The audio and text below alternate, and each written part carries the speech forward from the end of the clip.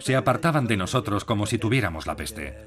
Nos tenían miedo porque podíamos estar contaminados. No tenían ni idea de lo que ocurría en la isla. Sabían que se realizaban experimentos, pero no de qué clase. Otros pensaban que nos mataban y luego nos resucitaban.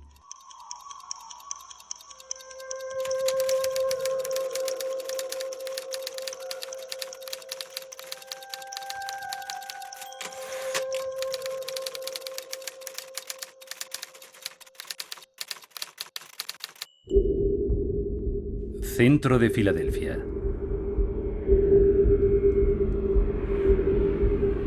Un avión agrícola sobrevuela la ciudad cargado con un pequeño tanque de 50 kilos. En cuestión de minutos descarga todo su contenido, esporas de ántrax. En tierra firme, durante las horas que siguen, cunde el pánico. Balance final: 500.000 de muertos. No se trata de un argumento de ciencia ficción. El llamado bacilo de carbunco, más conocido como ántrax, es un arma formidable. Unos pocos gramos bastan para matar, como demostraron los ataques con cartas bomba en Estados Unidos en 2001. El primer ministro británico, Sir Winston Churchill, y su equipo... Y sin embargo, fueron los gobiernos y no organizaciones terroristas quienes transformaron esta bacteria en un arma de destrucción masiva. Canadá fue el primer país en producir ántrax a gran escala en un laboratorio ultrasecreto con fines militares durante la Segunda Guerra Mundial. Un laboratorio situado en Quebec, en una isla del río San Lorenzo cercana a Montmagny, la isla Gros-Île. Durante la guerra eran tres los grandes secretos: la investigación sobre la bomba atómica, la decodificación de la máquina de cifrado alemana y el tercero, la creación de armas de guerra biológicas. La producción de esto último comenzó aquí.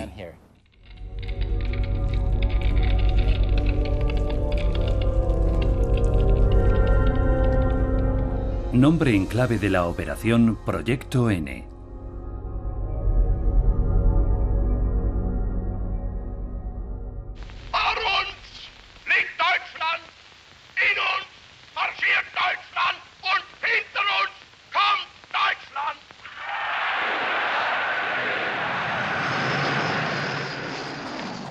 La historia comienza en los albores de la Segunda Guerra Mundial.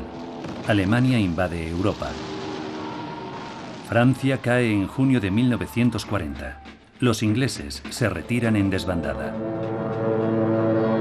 4.000 aviones alemanes bombardean poco después Londres.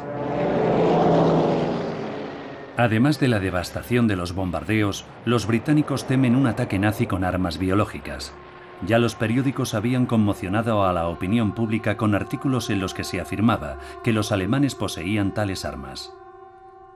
En Canadá hay un científico que dice estar convencido de que la Alemania nazi se está preparando para iniciar una guerra biológica sin precedentes. Se trata de Frederick Banting, Premio Nobel de Medicina por su participación en el descubrimiento de la insulina. Es una de las figuras más influyentes a la hora de establecer programas de armas biológicas para los aliados. A partir de 1939 se reúne con oficiales británicos para convencerles de que se doten de armamento biológico. Lo que mucha gente no sabe es que la guerra biológica tuvo su origen en el médico e investigador Frederick Banting, el hombre que descubrió la insulina.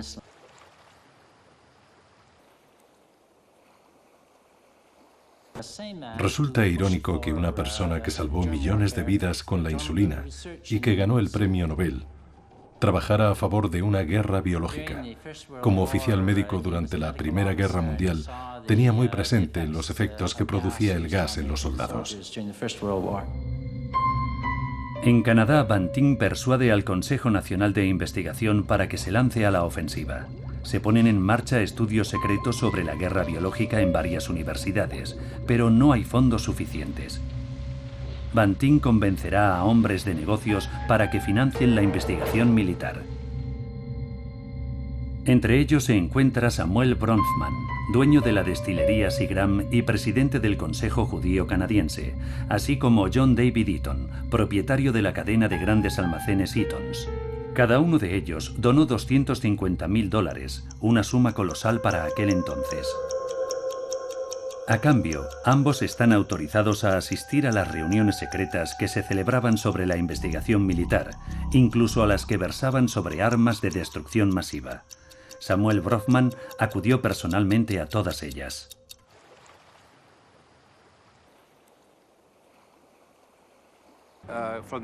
Desde el principio estuvo considerado como asunto de alto secreto. El presupuesto y los fondos disponibles para el programa se canalizaban a través del llamado Fondo Santa Claus.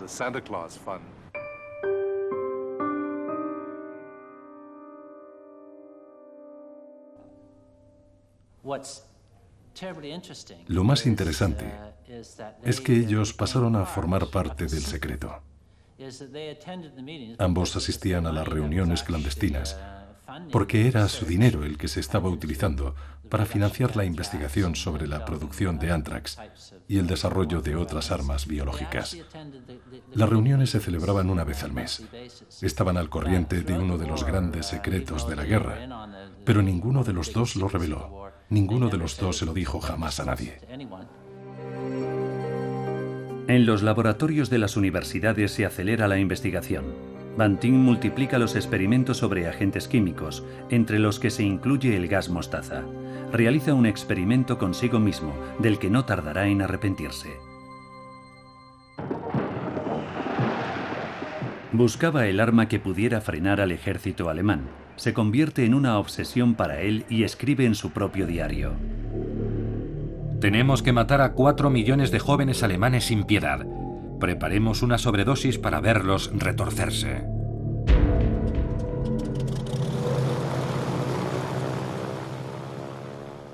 Frederick Banting nunca llegará a poner en marcha su plan. Fallece en un accidente aéreo en 1941 en Terranova. Iba a Londres con la idea de acelerar la investigación sobre la guerra biológica. El ataque japonés en Pearl Harbor, en diciembre de 1941, sume a Estados Unidos en la Segunda Guerra Mundial y reinicia el debate sobre la guerra biológica.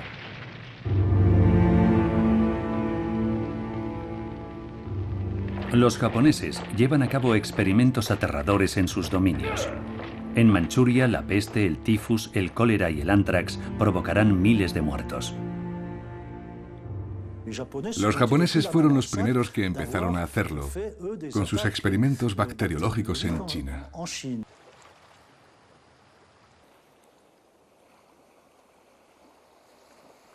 Así que los demás dijeron, si los japoneses lo han hecho, han debido de hablar de ello con los alemanes, así que podemos temernos lo mismo.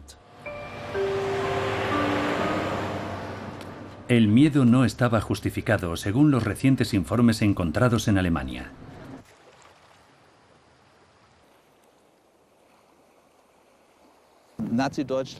La Alemania nazi no estaba de ninguna manera preparada para una guerra biológica. Obviamente, desde el punto de vista médico, existían medidas de defensa y prevención contra un ataque. En ese sentido, estaba muy preparada. Había ropa protectora, vacunas, pero no existía ningún tipo de preparación para una ofensiva biológica. Hitler la había prohibido en 1942. Y aunque el ejército alemán, oficiales y soldados, habían intentado hacerle cambiar de parecer, él rechazó formalmente cualquier tipo de actividad de esa clase.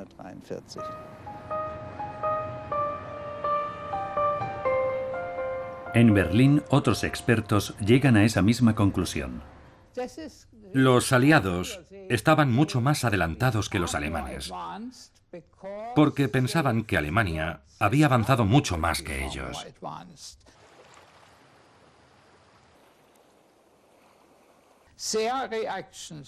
Las investigaciones de los canadienses, los británicos, los estadounidenses e incluso de los rusos en este campo eran sin duda una reacción a lo que suponían que estaban haciendo los alemanes.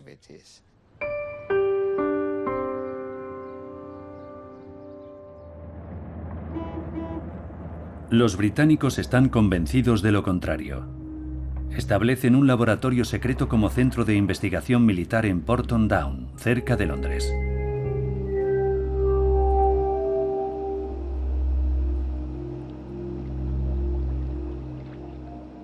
Ahí es donde nace el llamado Proyecto N, nombre en clave militar para el ántrax.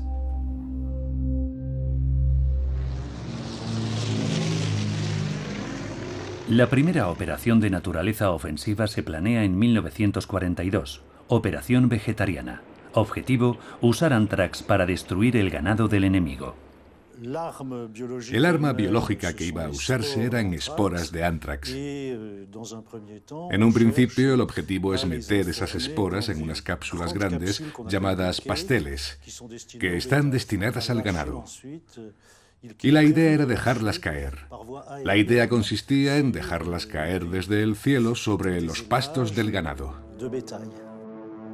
Inglaterra produciría 5 millones de pasteles contaminados, pero el proyecto no llega muy lejos. El ejército duda de su eficacia sobre el terreno. Los militares buscan un arma que afecte directamente a los humanos para frenar al ejército alemán. La orden consiste en probar una bomba de ántrax. El lugar escogido es Gruinard, una pequeña isla deshabitada al noreste de Escocia.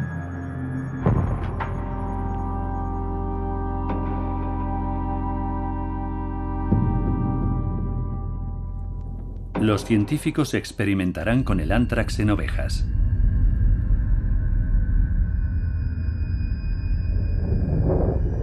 Tres días después de estar expuestos a la bacteria mueren todos los animales. El experimento pone de relieve la temible eficacia del ántrax, pero el éxito militar se convierte en catástrofe. Toda la isla está contaminada. Las esporas de ántrax llegan incluso hasta tierra firme y diezman rebaños enteros.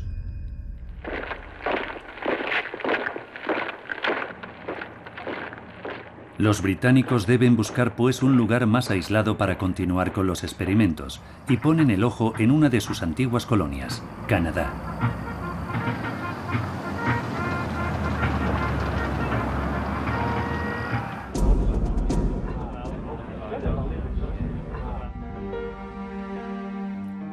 Un científico canadiense de la Universidad de Queen's, Guilford Reed, ya está trabajando en este nuevo tipo de armas.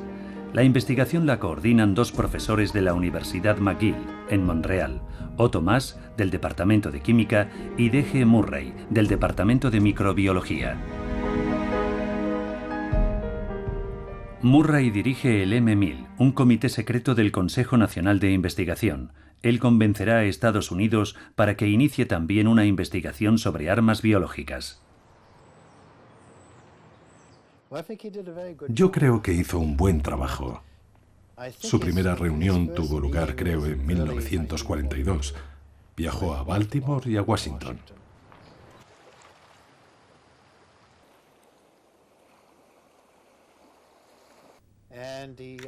Y habló con la gente adecuada, con los representantes del Departamento de Defensa.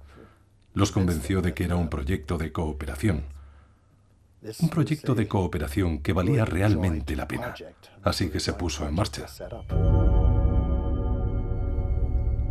A finales de abril de 1942, el gobierno norteamericano autoriza en secreto el inicio de un programa de armas biológicas.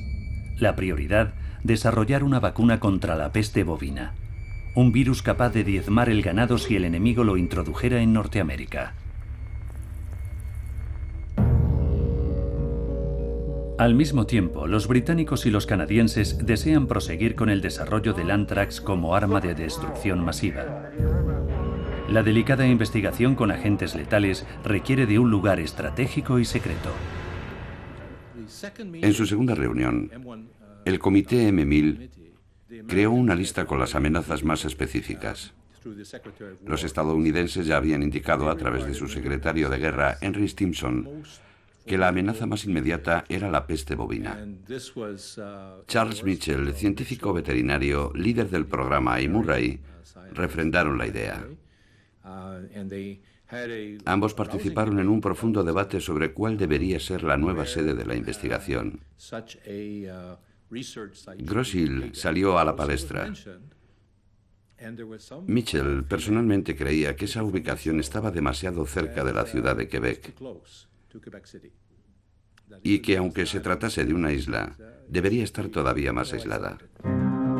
Gros Isle está a solo 6,5 kilómetros de la costa. Para evitar el riesgo de propagación se necesitaba una distancia de al menos 80 kilómetros.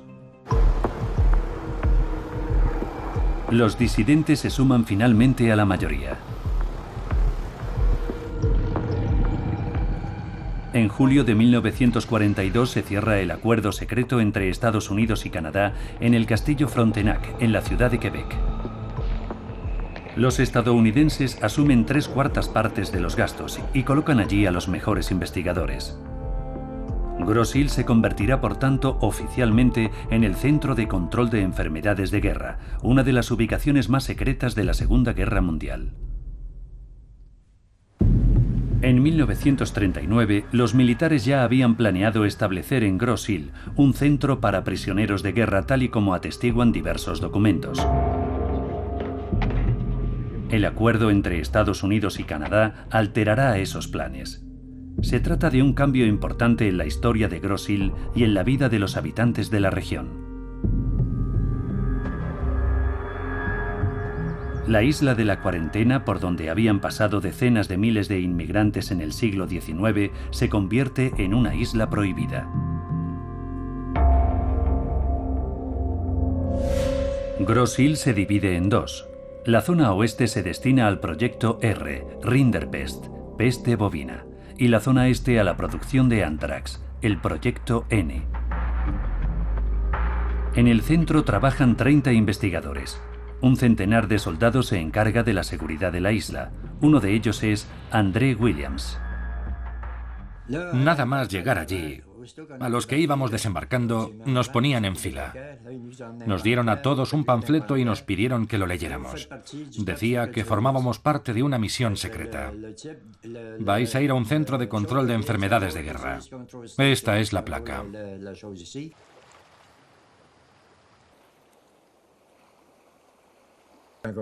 Cuando nos afeitábamos, en el espejo había un letrero que decía: si hablas demasiado, este hombre puede morir. Era tu cara lo que se reflejaba en el espejo.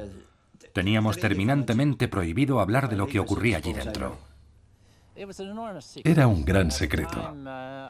Por aquel entonces, cuando hice mis primeras investigaciones sobre el tema, comprobé que todo el mundo que estaba en la isla tenía que comprometerse a guardar celosamente el secreto. La isla estaba cerrada. Las cartas que escribían los soldados se abrían y examinaban. Tenían prohibido mencionar siquiera lo que hacían en la isla o incluso dónde se encontraban. Lo mismo pasaba con las fotografías. Hay muy pocas fotografías de la isla durante la Segunda Guerra Mundial. Era sin duda un asunto de alto secreto. Solo el ministro de Defensa y algunos funcionarios sabían lo que ocurría. El primer ministro estaba al tanto, pero no estaba muy interesado en lo referente a la guerra.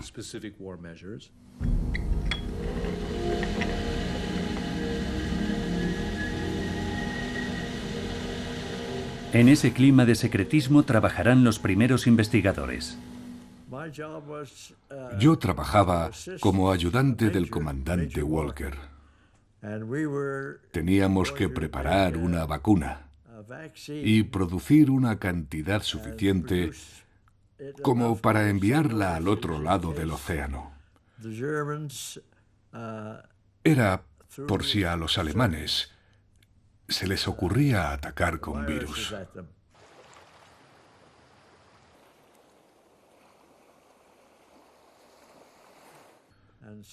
En algún sitio habían oído que Alemania se preparaba para lanzar un ataque con bacterias. Había mucho misterio sobre la isla. Hasta los que estaban allí no sabían lo que ocurría.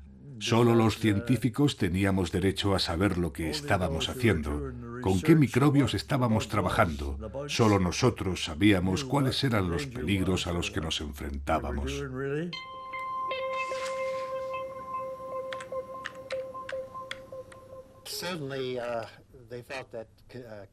Estados Unidos tuvo la impresión de que el ganado sería muy vulnerable a la peste bovina. Y curiosamente, los alemanes sufrían el mismo miedo.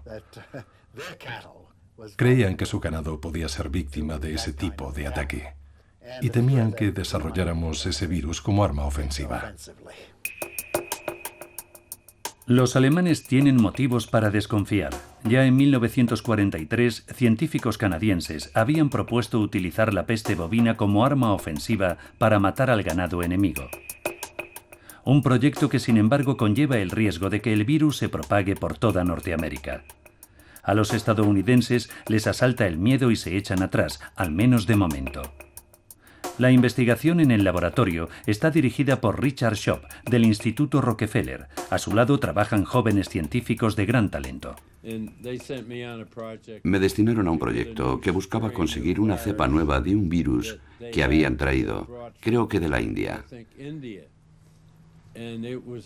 Tenía que recogerlo en Washington y debía llevarlo a Grosse Ile.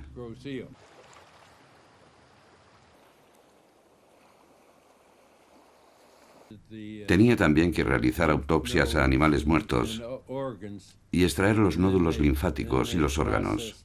Los procesábamos para conseguir una vacuna que sabían que sería eficaz. A los soldados de seguridad les llamaba la atención ver cómo los científicos se duchaban casi continuamente o que incluso trabajaran desnudos. Estaba en un silo, arreglando una bomba que estaba rota. Miré por la puerta entreabierta y vi que estaban todos desnudos. Pero, ¿qué hacen así?, pensé. Y además, llevaban zapatos de madera.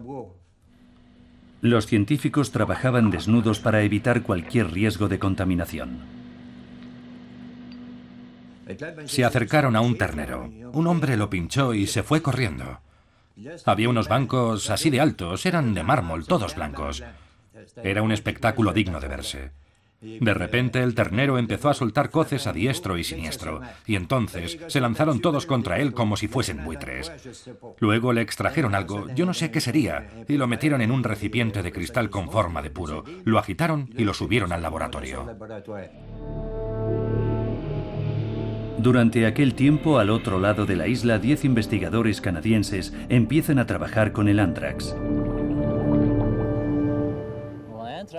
Eligieron anthrax por varias razones.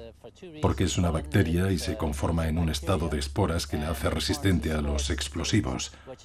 Así que se podía utilizar para cargar bombas que al estallar extenderían el anthrax por todas partes.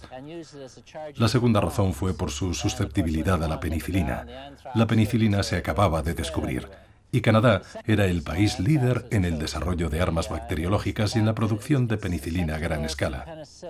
Y la tercera razón era que la mejor arma biológica es aquella para la que tú tienes la cura y, por supuesto, el enemigo no.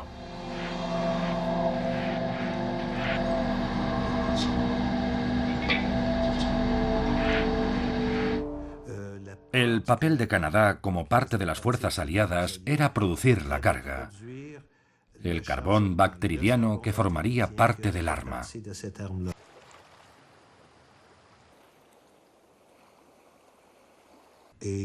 El objetivo fijado era conseguir una producción de aproximadamente unos 120 kilos por semana. 120 kilos era la cantidad que se consideraba necesaria para producir 1.500 bombas de anthrax, 1.500 bombas por semana, un objetivo muy ambicioso.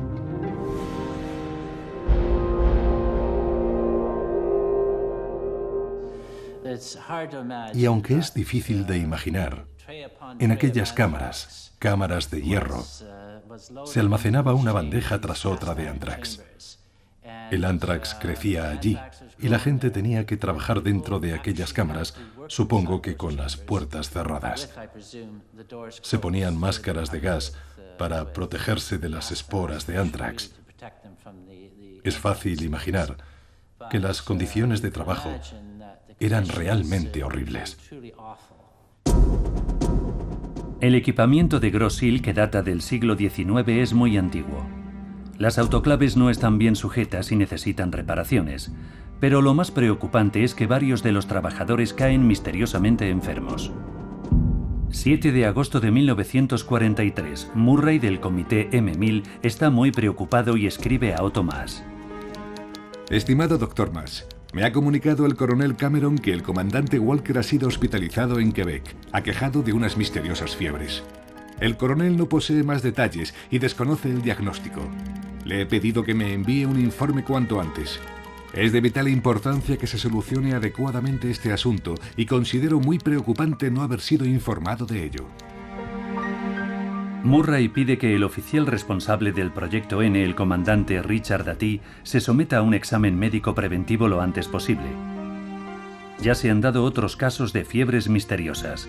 El exsoldado André Williams habla de su extraña experiencia.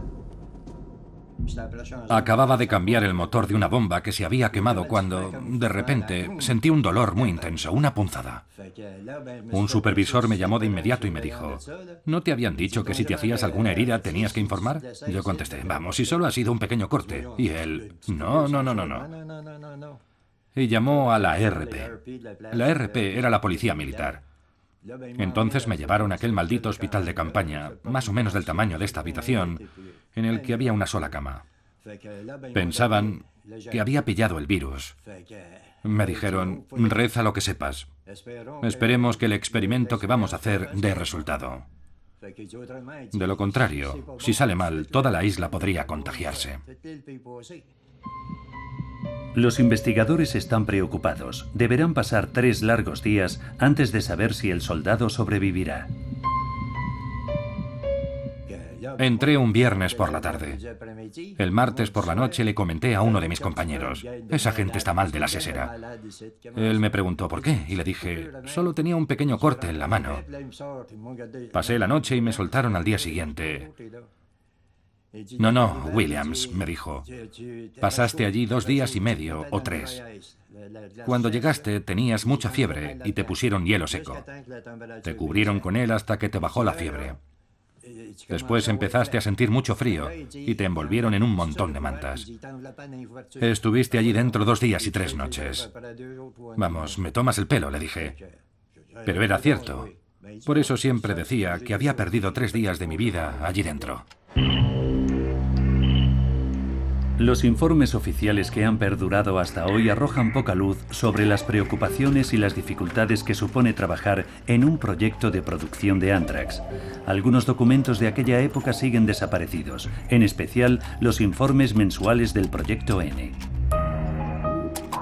Sin embargo, en el informe final obtenido gracias a la Ley de Acceso a la Información, se mencionan 2 casos de contaminación por Anthrax. Los 2 afectados eran técnicos. A sus 94 años, Thomas Stovell recuerda perfectamente el incidente. Oí que estaban enfermos, muy enfermos,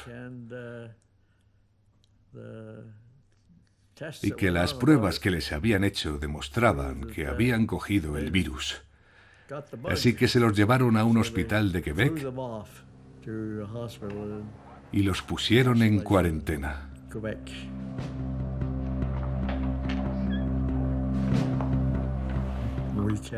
No dijimos una palabra del incidente. No queríamos que nadie lo supiera. Solo los científicos estábamos al corriente porque compartíamos el mismo dormitorio con ellos.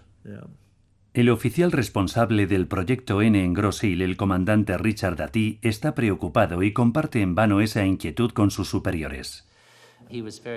Estaba muy preocupado y en teoría el proyecto tendría que haberse suspendido de inmediato. Pero el profesor Murray, como siempre, se opuso. Estaba obsesionado por demostrar a estadounidenses y británicos que los científicos canadienses eran tan buenos o mejores que ellos. Por eso negó que la situación fuese peligrosa, como sugería el doctor Dati.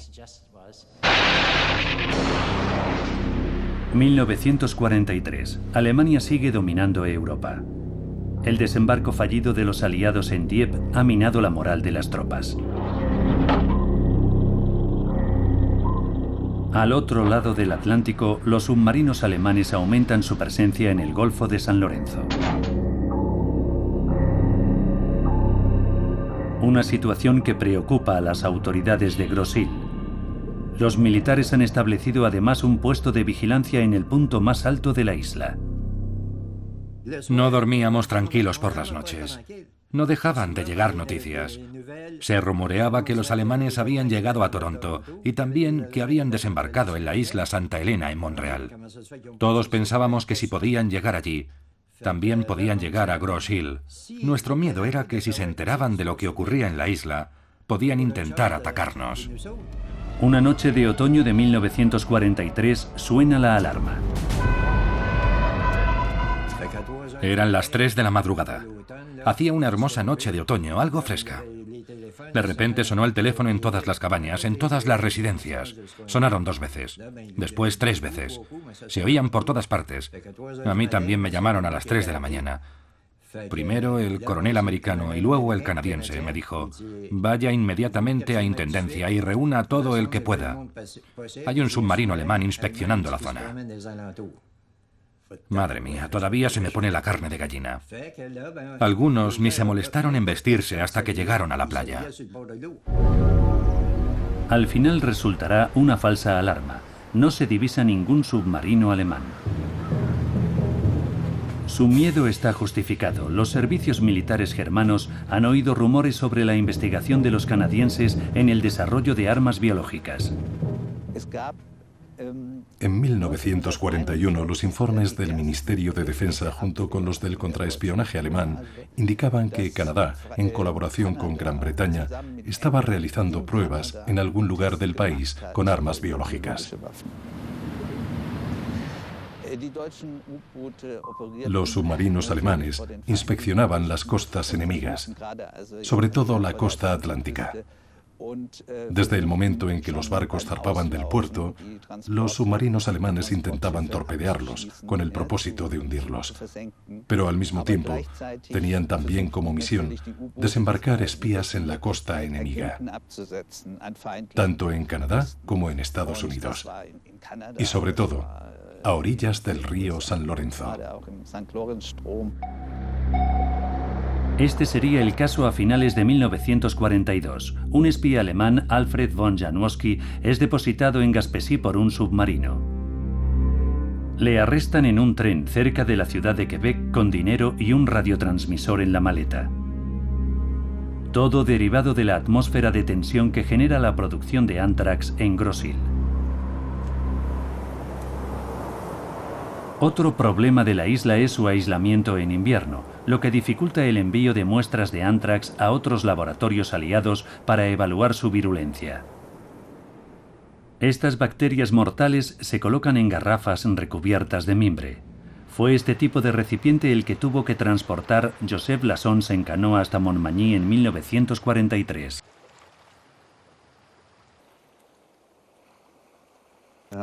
Nos llamaron a Montmagny para una comisión de servicio.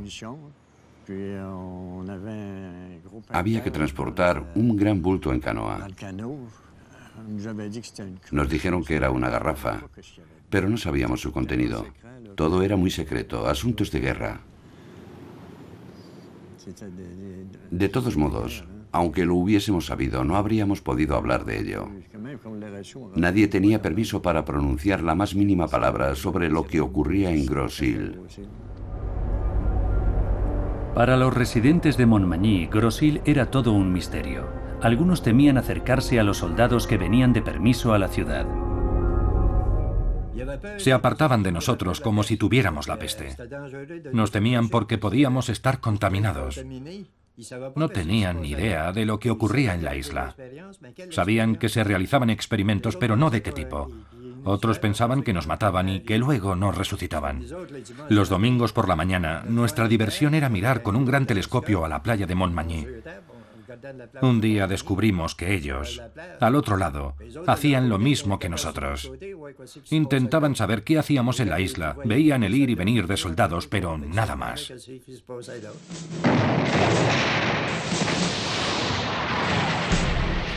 Unas semanas después del desembarco en Normandía, los alemanes responden utilizando una nueva arma, el cohete V-1.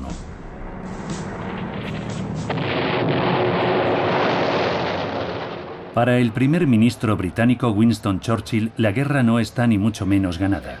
Los aliados tienen motivos más que justificados para estar preocupados. Churchill ordena a su Estado Mayor que acelere el Proyecto N. Quiere disponer de 500.000 de bombas de Anthrax. A Churchill no le preocupaban las cuestiones morales. De hecho, pidió explícitamente a los jefes militares a los que consultaba que no se preocupasen de consideraciones morales. Y en un tono simpático y despectivo al mismo tiempo, les decía que no se comportasen como solteronas beatas. Y esas cosas. Así les hablaba Churchill.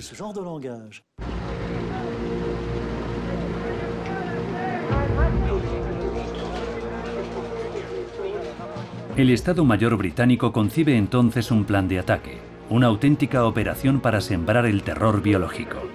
Se proponen utilizar cientos de miles de bombas de Anthrax para eliminar a la población de 6 ciudades alemanas: Aquisgrán, Wilhelmshaven, Stuttgart, Frankfurt, Hamburgo y Berlín.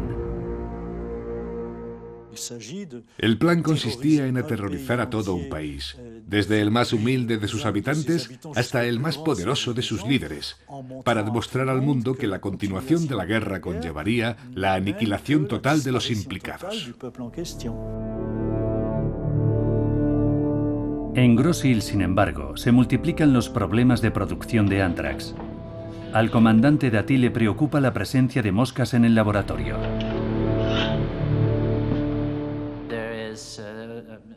En varios documentos de archivo se menciona la presencia de moscas en las bandejas de Anthrax. Murray entra en cólera cuando lee este informe y responde al comandante: Esta historia no tiene sentido y es completamente inapropiado plantear este asunto en un momento tan crítico con pruebas tan poco consistentes. Por favor, eliminen las moscas del edificio, aíslen el Proyecto N de su presencia e infórmenme. El problema de las moscas es que se mueven continuamente. Se posan en la comida, en la ropa, en la gente, y si transportan el agente infeccioso resulta muy peligroso. No son las moscas el único problema que preocupa al comandante Dati. Sospecha que hay una fuga de Anthrax en la bomba de evacuación del laboratorio, una fuga que podría contaminar la isla y a todo el personal. El comandante Dati se quejó a Murray de que la producción de Anthrax estaba contaminando el ambiente y de que se requerían medidas inmediatas. Pero en aquel momento las autoridades canadienses no estaban dispuestas a invertir más dinero en Gross-Ile, ya que iban a cerrar la operación.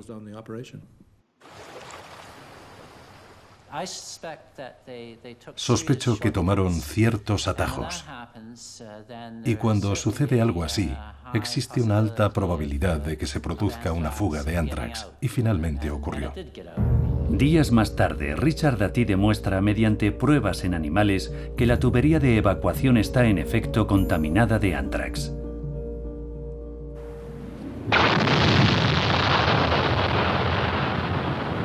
Por esas mismas fechas, el ejército canadiense está probando nuevos tipos de armas en la base experimental de Suffield, en Alberta. El plan aliado consiste en probar allí la nueva bomba de Anthrax. Al principio, Murray se muestra a favor de la iniciativa. Mi entrevista con el Dr. Cameron ha resultado muy satisfactoria. No se opondrá a los ensayos con Anthrax en Suffield.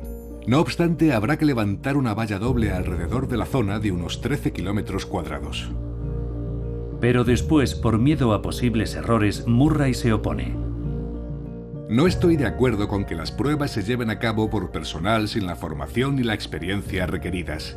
La simplificación obedece a razones económicas y conlleva riesgos innecesarios.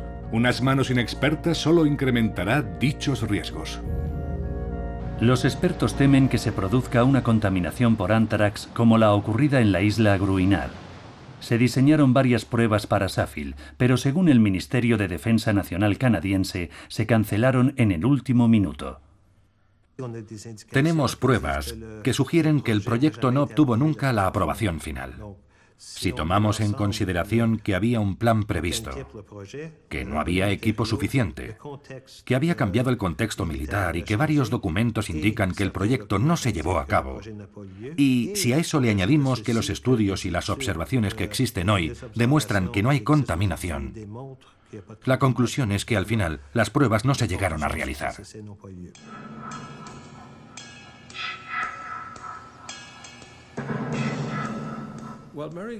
En agosto de 1944, Murray dio instrucciones al comandante Dati para que cerrase la operación, pero le dijo que dejase todo dispuesto para que pudiera ser reactivado en caso necesario. Además, le pidió que enviara a Washington una prueba del material producido para que los estadounidenses pudiesen examinar la calidad de las esporas de anthrax que se habían obtenido. La producción ha alcanzado un total de 439 litros de anthrax, una cantidad sustancialmente menor de la que se tenía prevista en un principio. No obstante, según los especialistas, esos 439 litros representan 70.000 millones de dosis letales. En teoría, en Grosse Ile había suficiente anthrax como para destruir 30 veces la población mundial de la época.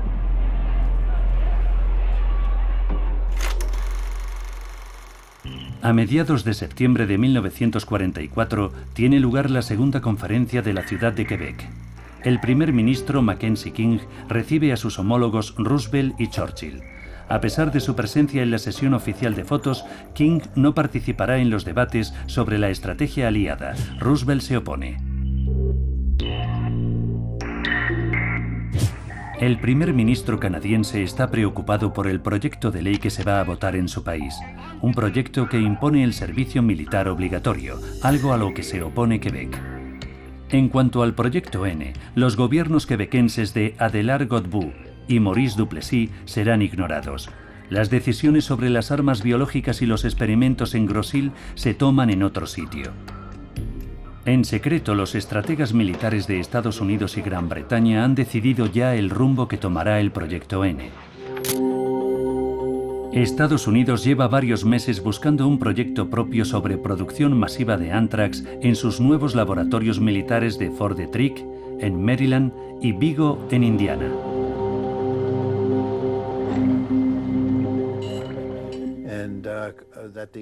Cuando se decidió que Estados Unidos era el lugar perfecto para trabajar con armas biológicas, que era la elección más lógica a la hora de producir armas, entonces el objetivo pasó a ser la producción de 1 millón de bombas de anthrax. Al final solo se producirán 5.000 bombas de anthrax, que se envían a Inglaterra. La rendición de Alemania en mayo de 1945 y el desarrollo de la bomba atómica pondrán fin al plan de usar anthrax como arma de destrucción masiva. Pero la historia de Grosse Ile no termina aquí. Los científicos siguen trabajando en la peste bovina, aunque un grave incidente trastocará la investigación.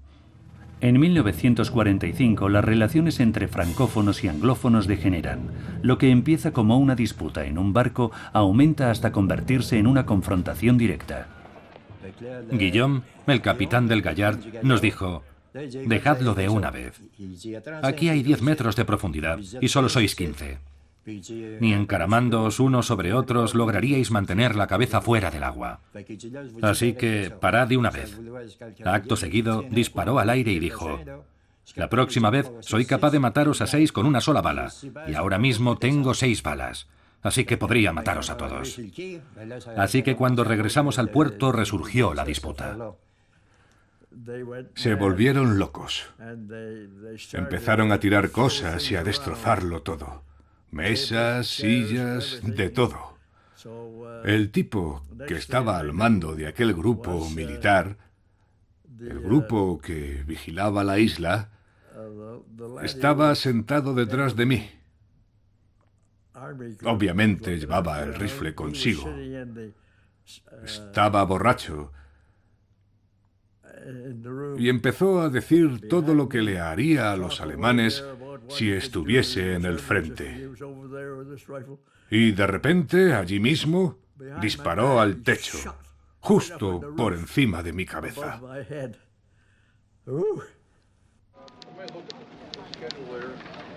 Informe del capitán Rigby, 5 de agosto de 1945. Uno de los hombres ha sido atacado en el comedor de oficiales. A las 11:30 de la noche llamé a la policía militar. Sin embargo, debido a un accidente, no se personó hasta las 4 de la madrugada. Esperaba detener a los agitadores sin tener que lamentar incidentes. Ordené que se proveyera de armas y munición a los hombres en los que confiaba. Me dijo, Williams, coja su Sten, que es una pistola ametralladora, y vaya a la lavandería. No deje que salga nadie de allí. Le pregunté qué ocurría y me contestó, si no detenemos esto, los llevarán ante una corte marcial. Madre mía, la que había montada. No los culpo, porque esos soldados no sabían lo que pasaba. No tenían ni idea de lo que hacíamos en nuestras investigaciones. Para ellos era todo trabajo y trabajo. Todo el tiempo en una isla apartada del mundo. Era horrible. La aventura canadiense con el Anthrax en Grosse Ile solo duraría 2 años. Sin embargo, es una historia con puntos oscuros. Muchos de los archivos que se consultaron para realizar este documental también están incompletos, se han borrado o, aún peor, han desaparecido. Hay ciertos documentos que han desaparecido. Es un hecho desgraciado, porque a principios de la década de 1990 todavía existían. Durante el traslado a la nueva biblioteca del Centro de Investigación y Desarrollo por la Defensa de Canadá, se guardaron en cajas varios de esos informes que hablaban de la desafortunada historia de Grosse Ile. Acabaron accidentalmente en la basura. Fue un error desafortunado. El secretismo que rodeaba esos experimentos suscita interrogantes en los científicos actuales. Maurice Boissineau, investigador de enfermedades infecciosas en la Universidad de Laval, se pregunta dónde fue a parar el Anthrax de Grosse Ile. Lo que más me intriga no es tanto cómo produjeron el Anthrax, sino qué hicieron con él después.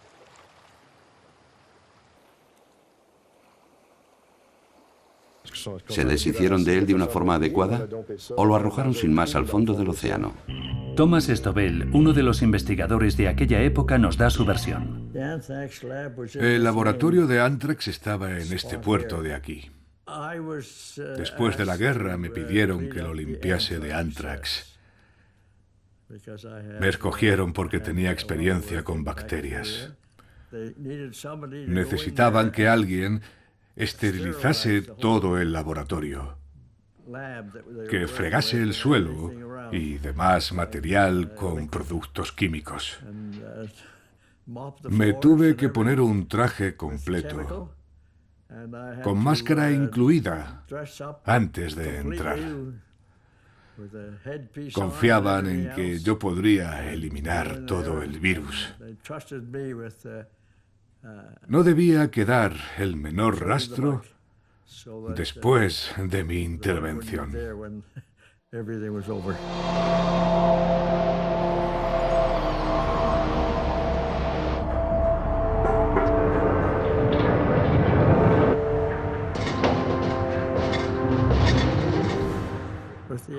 En cuanto a la producción de Anthrax, se la llevaron.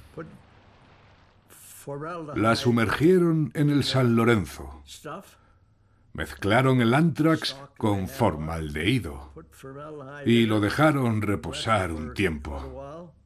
Después lo lanzaron al fondo del río San Lorenzo. Estas revelaciones suscitan más dudas, sobre todo teniendo en cuenta que las esporas de Anthrax sobreviven incluso en condiciones extremas durante más de 100 años. Canadá, al igual que los demás países, está obligado a arrojar luz sobre estos trabajos. Ya no tiene sentido seguir ocultando lo que ocurría en los programas secretos de armas biológicas en los 50 y 60.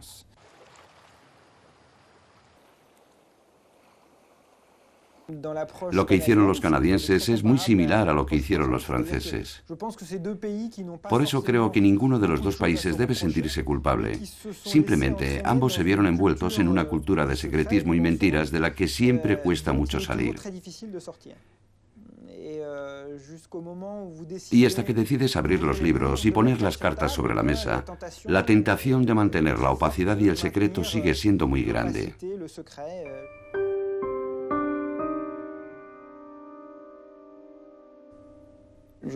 Creo que todo el mundo debería entender el contexto en el que se llevaron a cabo los experimentos. No es una cuestión de culpabilidad o moralidad. Simplemente es algo que forma parte de nuestra historia, tanto de los canadienses como de los franceses. Y en ese sentido, los canadienses tienen derecho a conocer su historia.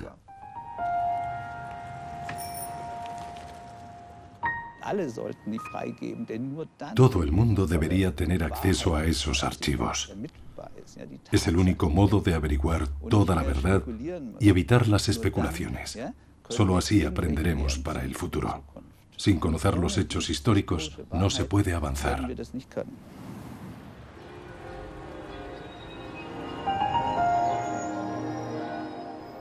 Los secretos militares solo se revelan cuando se obliga a ello. Si se trata de batallas sobre las que se conoce el plan de acción, no hay razón para ocultar archivos ni para evitar que hablen los testigos. Pronto pasan a formar parte de la historia. Pero cuando se trata de proyectos que no salieron a la luz y que podrían resultar útiles en un futuro, la cosa cambia. No olvidemos que poco después se inició la Guerra Fría y ambas partes se pusieron manos a la obra para desarrollar ese tipo de proyectos. De hecho, ese fue el caso de Canadá. Tras el final de la Segunda Guerra Mundial se siguieron desarrollando armas biológicas en Gros Isle. Durante la Segunda Guerra Mundial, hubo debates ocasionales sobre si usar o no la peste bovina como ofensiva militar. Pero nunca pasó de meros debates teóricos. Sin embargo, la cosa cambió durante la Guerra Fría. Entonces reabrieron Gros Isle y se intensificó la investigación sobre una vacuna eficaz. Incluso se barajó la posibilidad de usar la peste bovina contra la Unión Soviética. Para los descendientes de los trabajadores del Centro de Control de Enfermedades de Guerra, toda esta historia sigue teniendo cabos sueltos. Diría que mucha gente de la región sabía que se realizaban experimentos en Gros Isle, pero no tenían ni idea de su naturaleza.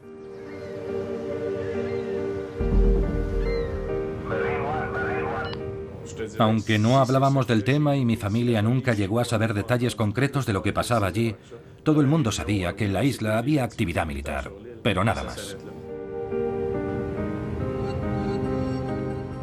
Siempre fue alto secreto.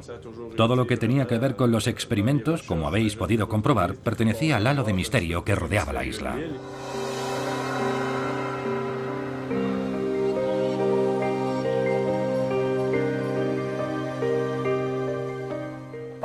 Por otro lado, puedo deciros que mi tío abuelo trabajó como guarda en la isla.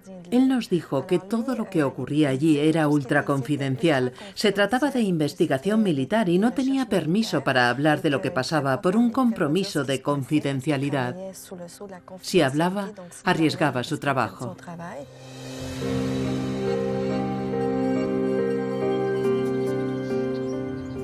No creo que exagere si digo que era uno de los secretos mejor guardados de Norteamérica.